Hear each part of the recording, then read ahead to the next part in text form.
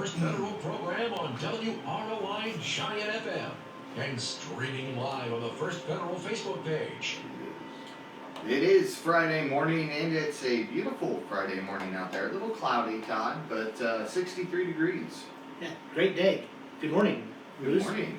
Welcome to the Memorial Day weekend. And yeah, looks like we're going to have a pretty decent weekend after we get some rain out of the way today. Yes. Still got a little bit of a chance of rain today, but tomorrow, Sunday, look beautiful.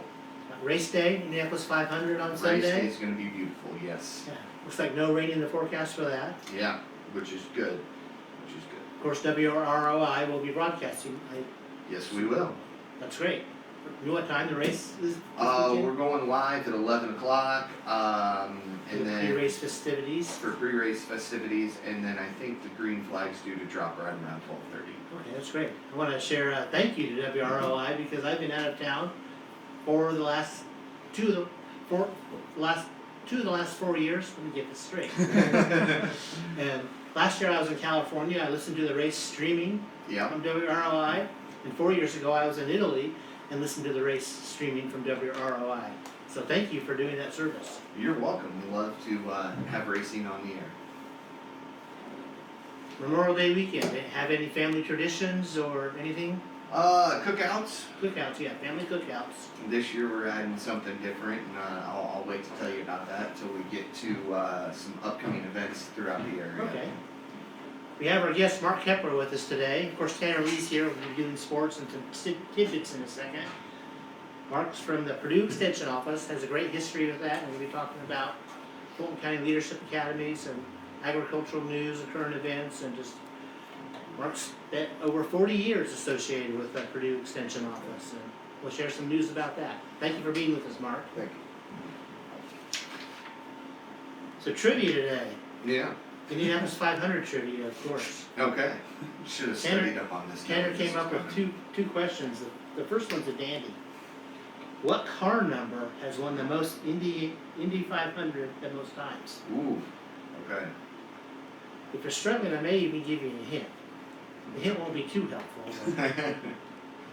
but it's a great question. A2, B3, C6, D14. Now, if you know anything about the race, you probably think about drivers that had some of those numbers. Mm-hmm. So, what car number has won the Indy 500 the most times? We'll get back to that in a little bit. Okay. Sports today, Tanner. Yes, good morning. I feel like I'm a broken record the last few weeks talking about local sports and how it's this time of year. Local sports are starting to wrap up. You're getting sectional play and everything. I think every sport is entering their sectional, has already played it, except golf. I believe theirs is next week. Okay. If I'm not mistaken. I could be wrong about that. I didn't do a ton of research, but in any sense, I want to give some congratulations to Rochester High School junior Kennedy Jackson for advancing to state in the shot put. That's She finished awesome. second down at the Kokomo Regional. So congratulations to her. That's a big accomplishment. Yes. So, and Rochester's done a good job in the past, I want to say almost a decade, of getting some track and field individuals to the state. And the boys regional was last night, and I heard some results from sports on WRI as I was coming in. Some Tiffany Valley people advanced to the state. Good. I did not hear that, so that is good. I'll have their names next week to give them some flowers, I guess, to make up for that. So, so good luck to everybody that's still participating out there. I know Castle softball still playing. Rochester beat Tiffany Valley earlier in the week and then lost their next game. But the baseball team lost at Wabash the other night. But still some local sports teams in action. Yep. So good luck to everybody as they're finishing their school years, and congratulations to all the upcoming 2022 graduates. I guess I can't call them graduates yet because the ceremony hasn't happened. Rochester's graduation ceremony is June 3rd. Next Friday. Yes. Yep. And today's the last day of school for a lot of Rochester. schools. Yeah. I know Winnemac and Caston wrapped their years up yesterday. I think Valley's next week. I think they go past Memorial Day. I think so. So if you see a senior, offer some congratulations and best wishes to him. Absolutely. Well said. Got some national sports updates here. We had the PGA Championship golf played last week, the second of the 4 big major championships. What I thought was going to be a pretty boring major Sunday turned into a pretty exciteful major Sunday, as it was won in the playoff, and Justin Thomas won his second PGA Championship over Will Zalatoris. Okay. And the PGA Championship does their playoff in 3 holes. So instead of just hole by hole, sudden death, it's 3 holes. And so it was got a decent amount of extra golf, free golf. Free golf. Yeah. Yes, and I made the choice on Sunday. I thought this isn't going to be Oh, I know it. exciting, so I chose not to watch it. Yep. Yeah. I may or may not have taken a nap at the start when the leader came off, teed off for about 5 holes, and when I woke up, we got ourselves a little bit of a tournament going on. So yeah, Justin Thomas came back from 7 strokes down, tied the 3rd largest come from behind deficit in major championship history. NBA playoffs. We know one team that's going to be in the NBA Finals. That's the Golden State Warriors. They closed out the Dallas Mavericks 4 games to 1 last night. Let's go back to the finals for the first time in 4 years. It doesn't feel like it's been that long. I still have Golden State Warrior fatigue. So, but they're a good team. I mean, they are 10 deep, and all 10 of those guys have a role, and they all play well. So What's interesting this year is kind of a different lineup than it has been in the past. Right. Some fresh people, and they're still one of the better teams. oh, they are. Yeah, they still have their core of Steph Curry, Draymond Green, and Klay Thompson. But some of these new role players are stepping up and arguably are better than the role players they had a couple of years ago that are championship runs. So Have you ever seen Steph Curry play in person? I have. Okay. Yes. I just from TV watching him, his 3-point shots are kind of moonshots, aren't they? I mean, Yes, they are. I actually Very watched high him arc. when he was a junior at Davidson. Okay. They played against Purdue, and that had to be the worst college game he had ever had, because I still think he had 15 points or something, but he was just off that day, so it wasn't a good shooting day for him. But still, he was one of those players, every time he shot, you kind of held your breath, because you thought it was going in every single time he released the Because the ball. basketball is coming straight down on the hoop, and Yeah. there's, I mean, a lot of room for error there, and they're nothing but net, or they bounce in. you He's know? kind of the definition of having range once you enter the arena. I mean, he's incredible. He's fun to watch. Seems like a really good guy off the court. So, good role model for young kids. So who are they going to be playing? Warriors. I think the Boston Celtics will wrap it up tonight. They're up 3-2 on the Miami Heat. Game 6 is in Boston tonight. If the Heat happen to win, it'll be Game 7, going back to Miami on Sunday night. So, either way, we're looking at teams that have been to the finals within, the Celtics haven't won one since 2008. The Heat won a couple with LeBron, but they just made it during 2020, the bubble season. So, not the greatest bit of parity, but not the Lakers. MLB record updates. Local teams. Chicago White Sox are 22-22. Didn't fare so well against the Boston Red Sox though. Yesterday losing 16-7. Gave up 2 touchdowns and a safety. There you go. Detroit Tigers are 16-28. Cleveland Guardians are 18-23. Paul, a little under 500 now. Yeah.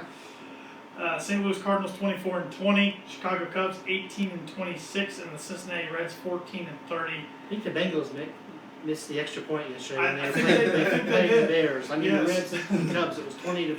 20-5. Yeah, I had to do a double take on that score last night when I was looking at some scores. So, Yeah. um, Hey, at least we didn't lose to the Reds that bad. That's all I gotta say. there you go. And the Yankees, I have to throw this in there, 32-13. Uh-huh. Except the injury bug has hit them lately, so we'll see if they can continue that and good success. No. Well, I got some tidbits here this morning. Before we go to tidbits, it's the Indianapolis 500. Oh yeah, You wanna yeah. make a kinda pick? is, isn't it? Any picks you have, Moose? Tanner? I don't. I picked. I know he's the pole sitter, Scott Dixon. Yeah, Scott Dixon's favorite. But there's a lot of good drivers towards the back of the pack this year too. I'm kind of rooting for Jimmy Johnson, his first race. I kind of am He's too. got a lot of victories at He's the Brickyard. Sitting actually. at 12, yeah, he won His speed's up 4 there. or 5 Brickyard 400s, Yeah. so he knows how to run the track, I guess you could say, but a little different car than it is a NASCAR. But I'm interested to see how he does. I think he's the first NASCAR driver to attempt to win the 500. Well, that's not true. That was active Kurt Busch was the last active NASCAR driver to do hold double duty in 2014. Yeah, I remember a long time ago, I think Richard Petty ran a race or two actually too from NASCAR. Yeah, Tony Stewart, Rodney Gordon. There's been a handful of guys that attempt to or do the double dip when they run the Indy 500 and the Coca-Cola 600 in the same night.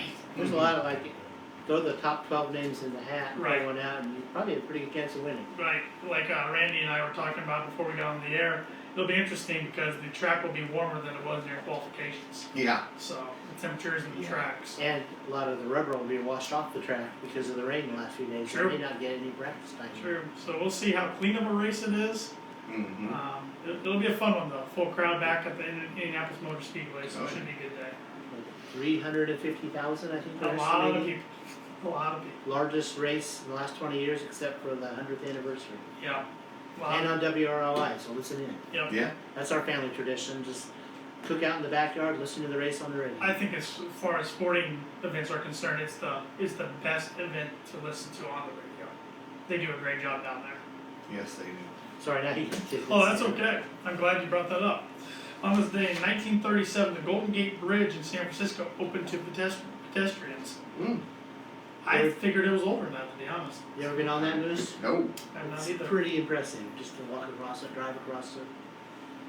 On this day in 1968, George Halas, Papa Bear, as a lot of Chicago Bears fans refer to him as, retired from coaching, finishing with 318 regular season wins and 6 NFL titles. That's why he's got a lot of things named after him up there in that franchise. That's why there's a Good way to GSH on retire. on the jerseys of the Bears. Alice Hall, so pretty fitting.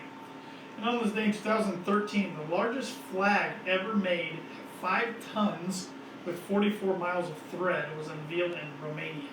Wow. It's a pretty big flag. Big deal. Yeah. And we got some days to go over. Might need some of this weekend. National Sunscreen Day. Yeah. Especially if you're going to the race. Yeah. It'll be out, kind of a warm, sunny day. National Fish and Chips Day. Fish and chips, man, Paul? And I don't Give or like take. too much. Yeah. Don't Fry Day, so it goes right along with National Sunscreen Day. Yeah, I was wondering if that was the sunscreen day or the don't eat the fried fish and chips.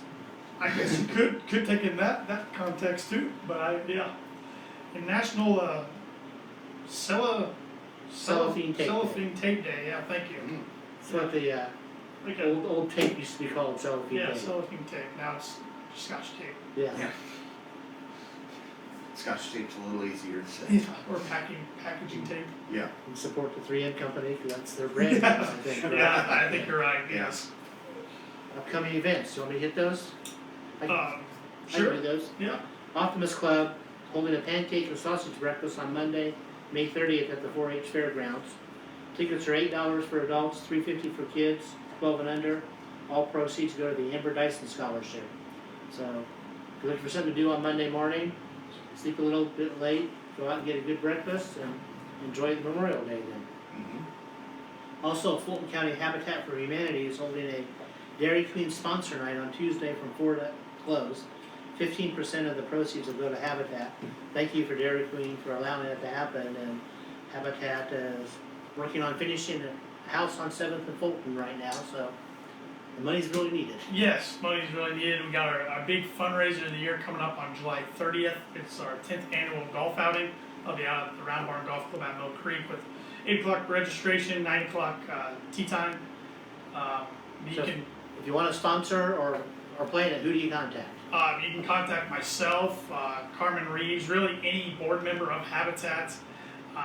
The flyer's up on our Facebook page.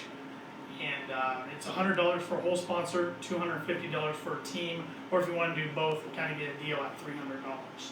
So we're looking for sponsors and teams. We'll be looking for sponsors and teams clear up till about the week of, really. So we got some time there, but also for the Dairy Queen night, I should mention, as of yesterday at least, Dairy Queen's inside lobby was closed. So we're expecting it still to be closed on Tuesday, but we will be outside. So Okay. we'll be outside in the patio area. So Donation first there. bucket, things like Right. that, and Right. So we will still be there and come say hi and support a great cause. All right. And one other upcoming event this weekend, Sunday, as a matter of fact, the Recovery Cafe at Fulton County will be holding a family carnival over on the courthouse lawn That's nice. from 11 to 6, and the new tradition that we're adding to our family, at least for this year, is I will be in the dunk tank from 11 to 1. Ooh, So Wow, you'll interesting. be able to come out and dunk me 11 ahead of to time 1, there, you said, Tanner. huh? Yeah, 11 to Sunday? 1. I'm gonna be out of town, but I wish kinda I was here. Yeah, I'm gonna have to make an appearance, I think. Yeah, and Tanner's gonna If you all- spend a bunch of money to dunk me as many times as he can. That's great. Thank you for bringing that up. Yeah, no problem, no problem. Money news. As you referenced earlier, we got some good news in money really right now. Dow's up this week, 5th trading day in a row. Some of the results were from retailer sales that were announced this week from Macy's and a couple other, Dollar General, I think. Also some good news for Indiana this week. Stellantis Chrysler announced a $2.5 billion investment in Indiana in Kokomo for 1,400 jobs for electric batteries for cars. So that's That's great. Yeah. 3.3 million square foot plant. Yeah, it's a big old plan. That's Yeah. good news for Indiana that more jobs coming in batteries for electric vehicles. Mm-hmm. Other money news, this is kind of a technology geek thing. Okay. Broadcom paid $61 billion to buy VMware, and VMware is what a lot of corporations use to virtualize servers, so it's a big deal actually. Yeah. That was 61 billion with a B. 61 billion. Yeah. And then Pocket change, right, Tanner? Yeah. Stellantis is paying, or gonna invest 2.5 billion up to 3.1 billion in Indiana for this battery plant. It's really good news for You're in Indiana. the wrong business. Yeah, we're talking B's, billions. Yeah. It's just 3 more zeros. Yeah, just let's be more zeros. Yeah. First Federal will be open today, 8:30 to 5. Tomorrow, 8:30 to noon. Will be closed Monday in observance of Memorial Day. Would encourage everybody to celebrate Memorial Day and remember the people that have served in our armed services and died for our country. It's a really big thing. Talks about our freedom and democracy. So remember Memorial Day and celebrate if you can in some way. You can always bank with us online even though we're closed Monday. Our ATMs are open 24/7. We continue to offer simply free checking accounts and free business checking accounts. When you open an account, you can still get the waffle maker. We displayed that in here a few weeks ago. That one of our more popular items actually. Yeah, it's going on really well. Yeah. So 4-inch waffle maker, so you can. Perfect for your desk. So who doesn't It love really is waffles? perfect for your desk. Who doesn't love waffles? Yeah. You can make waffles at work. They're good anytime during the day too. Yeah. We still have the spring purchase special on for purchase transaction home real estate loans. You can get a $700 lender credit for standard closing costs. That will go through really the end of the next month, so take advantage of that now. See Ben Dalton or Stacy Wilson in our Rochester or Winnemac office, give us a call, and they'd be happy to help you out. Lindy Breeden still is active in the market making commercial loans. We're having a real good commercial loan year Mhm. so far. If your business has a financing need, reach out, give Lindy a call. Be happy to talk to you, and Lindy's really good about this. He can understand your needs, and we can make about anything work for you. Yep, and his number is 574-223-1716. Okay. Thank you, Tanner. Yep. And also, if you have any financial services needs, Mark Blueball or Brian Bell can help you out with information on planning for your retirement, 401k, IRA, and other things.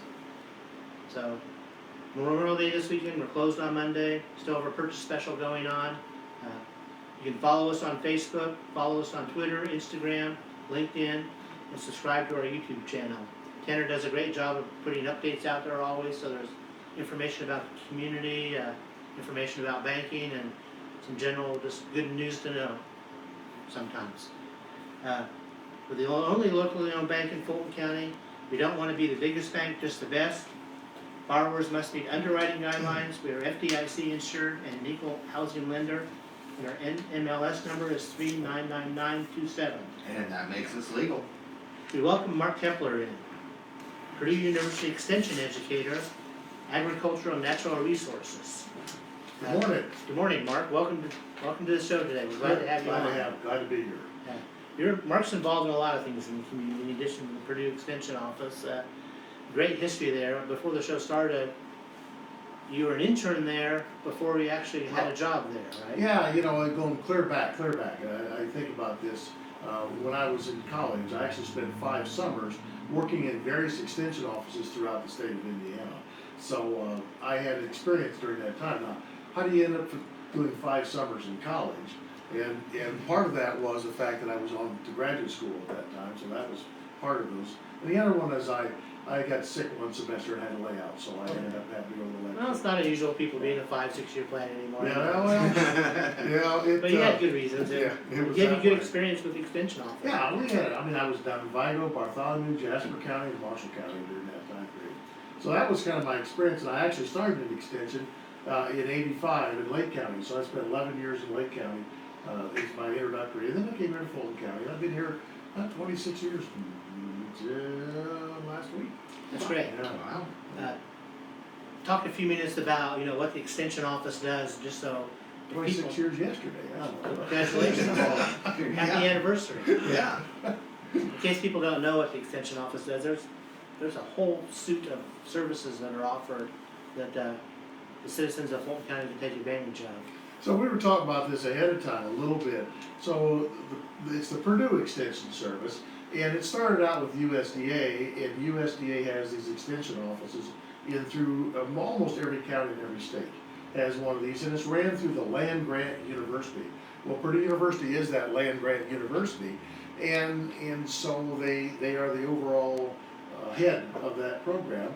And so we get monies from federal government, we get monies from state government, and then local government kicks in monies too. It used to be a third, and federal government ain't quite doing the job that they used to do. So the state and local are doing a little bit more along that line. So that's kind of the office. And so in that office, you have an agriculture person like myself who does, I always talk to the kids in school, I said, I do trees and shrubs, and I do lawns and cows and chickens and corn, Insects and things like that. Yeah, it's that all. And if you stop and think about it, the way you look at that is if you go down to Purdue University, they have got departments in the School of Agriculture down there. They got bug guys, they got tree guys, they got crop guys. And so we take the information from the university out to the people. So all those specialists down there are the ones that I communicate with, and I know many of those individuals. And so if somebody's got an issue, I either talk to them, or I've dealt with it through the years, I know the answer to it, or things may have changed somewhat, and I get a chance to do that. So that's the agriculture part. The other part that everybody seems to go more than anything else is the 4-H part. And so I looked at it this way: when they first started out in extension, they wanted to teach these farmers some of the new things, the new techniques. Well, there's really no better way to teach farmers than to teach their kids.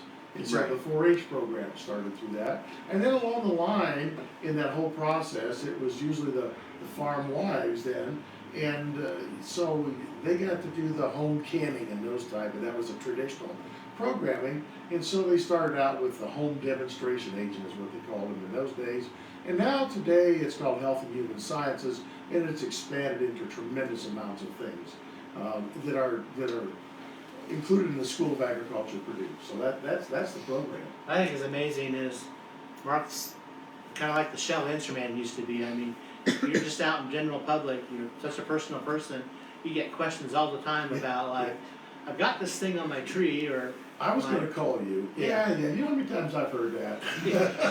You run into somebody, I was going to call you. Well, but Mark has access to resources, and if he doesn't know, he'll get you the right access to the resources. yeah, that's it. I mean, I got those specialists. So I know I'm kind of a generalist, and I know a lot about a lot of things, but I don't know really the specifics on things. And I've got guys down at Purdue that just spend their lives studying those certain things, and they really do know them very well. So, in addition to the extension office, we're grateful in Fulton County because Mark's been involved with the Fulton County Leadership Academy. And they just recently had a graduation and probably trying to gear up for next year too. Let's talk about the Fulton County Leadership Academy for a few minutes. So part of extension is called community development. And so that I love that term. It gives an opportunity to develop the community. Some people call it economic development, and I like the word community development. I just think it's an all-encompassing term. It's a positive term to look at. Part of community development is developing leaderships in the community. So we do have a third position actually in extension called community development educators. I am not technically one of those, but I do a lot of those kind of things. And so in that community development realm, I first came to this county, I took the Fulton County Leadership Academy. It did exist at that point, and it existed well before that. So this has been going for quite a number of years, going back. And so I did that, and then right after I took it, a couple of years afterwards, it just went defunct. There was no teacher. You gotta have an instructor. So it went that way for about 7, 8 years, and I kind of stepped up and said, hey, let me do this, let me teach this thing. I was really more confident at that point of doing those things. So I have been teaching the Leadership Academy. I graduated my first class in '07. So we've been doing it since '07, and I've done it every year but one during that time, and then I guess the COVID year was messed up, so maybe 2, the years that we've been doing that. And I figure through the years now, we've had about 250 people go through that leadership program. So those are citizens of our community that live and work in the community typically, and are learning some leadership techniques and tactics, and got the great resources from Purdue to help them out. That made a great contribution to our community, because a lot of our leaders in the community today have come through the Fulton County Leadership Academy. Yeah, the kind of person that I get into that Leadership Academy are industry people that are come into here, and what we do is I say 3 things in that program. Number 1, I want them to get to know each other as class members, and you are classmates now. Once you've completed that, and it's 9 months, 2 days a month, for 2 mornings a month for 9 months, and so you now are classmates. The second thing is we get to visit the community. We go down and see industries and things that are here, as well as the fact that we get to see some of the volunteers and people from the community come in to talk. And then the last thing is we teach leadership along that line. And we do it at First Federal, and that's very nice to do that. Thank you for the opportunity to do that. They are an important part of the program. They sent somebody through the program every year. Both you and Tanner have been through the Leadership Academy. And we did graduate. Yes. It was tough. Especially probably with Tanner. But, you know, in your case, Todd, you were brand new to the community when you did that. Yeah, it was excellent for me, because I had heard some of the names of the industry or manufacturers in the area, but the chance to tour those was a phenomenal opportunity for me. I gained a much greater, sooner appreciation for, we have some great employers in the community, Yeah. and some doing some pretty neat things. Yeah, and it's like, I didn't know this existed. I had no idea these people were. And we have some great employers as well as great people who are part of those employees, organizations that are there. And they support the program too, because they send people to the Fulton County Leadership Yeah. to help develop their management teams too. Now, Tanner, you were from the area, been here all your life, but did you find out, I'm gonna put you on the spot here, did you learn anything in the class? Absolutely. Yeah, I mean, yeah, there's some businesses I never had stepped foot in before. yeah. So, yeah. He's seen it there too. So that was kind of the nature of the program. And so we had our graduation here just a few weeks ago, and we do have, with those Leadership Academy, we have projects, and each group is involved in projects. Yeah, I think the projects in the last couple of classes are very viable. You can see the results. Yeah. The dog park, splash pad, I don't wanna steal your thunder, but Yeah. hit the highlights of those. Well, so I'll start out with this year's class this time around. We had 4 different projects. One of you were reading the newspaper from the other night. They were out here in front of the city council looking into the food trucks called a First Friday program. Really energetic people that are looking into trying to improve things in our community and helping things out. That's the whole idea behind Leadership Academy, and they're involved in that one. We've got another group that this year is working on a project that is a coloring book. And you're gonna be seeing this, they're gonna be releasing it in the schools, and is it this It was week? this week. Yeah, did they get it released it. released? Yeah. My Okay, son brought one home. I haven't seen it yet. Oh, they're great. Yeah, I was gonna say, they had to get them done by now, so that was pretty quick. Because today's the last day Yeah. for school, isn't it? Yeah. So, yeah, they had different community members get together. So what's neat about that is, that's a project that was taken on by that group. They solicited the people to get into that publication, and they brought those different things home. And it's done. So that's kinda neat, that was And the done. coloring book's a great concept, because it allows the children in the school to learn a little bit more about our community, some of the businesses, some of the influence makers basically in the community, and it's a good way to get started in their leadership training. Yeah, it really worked out very well. So those are, I always talk about that as a project that's kind of neat when a group gets together and it comes to fruition. It's done, it's over, and maybe it gets to be repeated some other time down the road. But it's taken off and they work with the chamber in this process of getting that done. We have projects in the past that are ongoing. There is a Youth Leadership Academy, which I have been teaching also for about the last 14 years. And that was an offshoot of a leadership program that we started back in '08. So that's been quite a little bit of time ago. This year I actually had 35 students go through that program because I had juniors and seniors. It's normally just juniors. Just making up for the COVID years, probably. Yeah, making up for COVID is what ended up happening. And so that's an ongoing project's going on and on and on forever.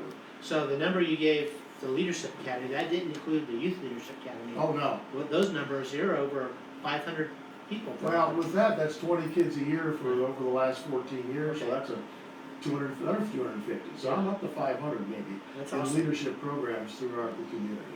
That's great. You do great work with that, and we're thankful for what you do in the community. Well, it works out pretty nice, and again, there are some really generous people that work with that, and I have a board that I work with of individuals in both those cases. I have representatives from all the school corporations for the youth, and the other board that I have for the adult academy, they help set up the programs, they do things, and even like Todd, you have to open the door for me to get in the bank in the morning, because we get in there kind of early. Sometimes I remember to show up. So we appreciate that. They haven't given me the key to the bank yet. I don't understand this. And we're talking with Mark Kepler, Purdue Extension Educator, Agriculture and Natural Resources, and talking about Fulton County Leadership Academy and the Youth Academy. So you finish off 1 year, you're gonna have New Year's coming up. Are we going forward next year? Yeah, I'm just gonna go ahead. If the plan is to go ahead for another year here, down the line, with the program. And as I age, I'm gonna start turning this over to other people and other responsibilities. Like a fine wine, Yeah.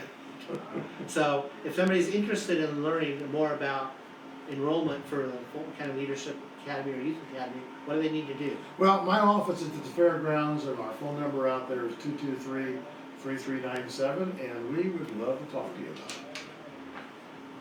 Great, it's a great opportunity. I speak from personal experience. It was a chance for me, new in the community, to meet other people in the community that I probably would not have had a chance to meet yet. I was also touring the facilities, and there was a state house trip that was really good too. Yeah, that one I enjoy doing. We go down to the State House for a day. We start at 5 o'clock in the morning, get on and travel down to, it's kind of early, travel down there, have breakfast with the legislator, some legislator, and it really works out, and we get people introduced to that process. And you mentioned the class concept. It really is like a class concept, because I met some friends that I'm still in contact with, and we still kind of ask each other questions and try to help each other out if we have the opportunity. So We meet on Tuesday mornings, and every year I hear the same thing, and I heard the other day at graduation. Now what am I gonna do on Tuesday mornings? well, thank you, Mark. Do a great job with the Purdue University Extension Office in town here, and keep up the great work, and thanks for all your years of service. Appreciate it. Trivia time, Paul. So the All right. question was, let me get back to the question here. What car number has won the Indy 500 the most times? A2, B3, C6, D14. Do you want a hint? No. Okay. The thing is, I've watched NASCAR more than IRL, Okay. so I'm gonna go with probably the most famous NASCAR number and go 3. Can I guess 14? 14, you're thinking AJ Foyt, Yeah. right? Yep. 3, 3 was worn or honored by 9 different drivers. 3's the answer. And names you'll recognize from history: Howdy Wilcox, Maury Rose, Roger Ward, Bobby Unser, Johnny Rutherford, Bobby Rahal, Rick Mears, Al Unser Jr., and Helio Castroneves. Good job, Paul. Pure luck. No, I need to change my expectations. I thought this would be a hard one to do. I did too. So I didn't expect to get it, and I figured as soon as we sign off, I'd get slapped in the back of the head for getting it wrong. So I didn't think about 3 and Dale Earnhardt from NASCAR, so. that's kind of where I went with it. You said 3, and I went, oh, Dale. And I went, wait, wrong league. So, happy Memorial Day weekend, everybody. Honor our veterans and our servicemen and respectfully and remember the Memorial Day weekend, what it stands for. Listen to the race on WROI. Change the words of wisdom today. We're going to close with a quote from Bobby Unser, actually. Okay. Number 2, he won 2 of those 11 wins, actually. Success is where preparation and opportunity meet. Those are great words of wisdom. Thank you guys very much for coming in as you always do, and we'll see you again next week.